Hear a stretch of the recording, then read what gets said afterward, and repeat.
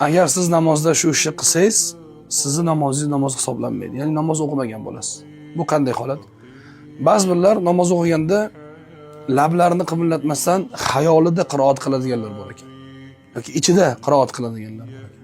To'g'ri, qiroatning maxfiysi bo'ladi, jahriysi bo'ladi. Jahriy bu oshkora degani, maxfiy bu xufiyona degani. Jahriyning miqdori, ya'ni oshkora qiroatning miqdori yonidagi insonlarning eshitishligi. Maxfiy qiroatning miqdori esa o'zi eshitadigan darajada o'qish. Misol uchun erkak bo'lsin, ayol bo'lsin, namoz o'qiganda labini qimirlatmasdan namoz o'qiydi ba'zi birlar. Bu insonlarning qiroat bo'lmaydi deydi Ashraf al-Tahonaviy hazratlari o'zlarining kitoblarida. Demak, maxfiy namozlarda maxfiy qiroat o'zimiz eshitadigan quloqimizga o'sha deylik mana pichirlab alhamdulillah.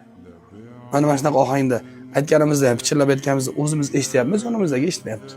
Demak, bu qiroat maxfiy qiroat deyiladi. Lekin o'sha ham yo'q, ya'ni o'zingiz ham eshitmayapsizmi? Demak, u namoz bo'lmaydi, qiroat topilmaydi. Chunki namozning o'sha farzlarining bittasi bu nima? Al-qiroa, ya'ni Qur'oni Karimni o'qish, qiroat qilish.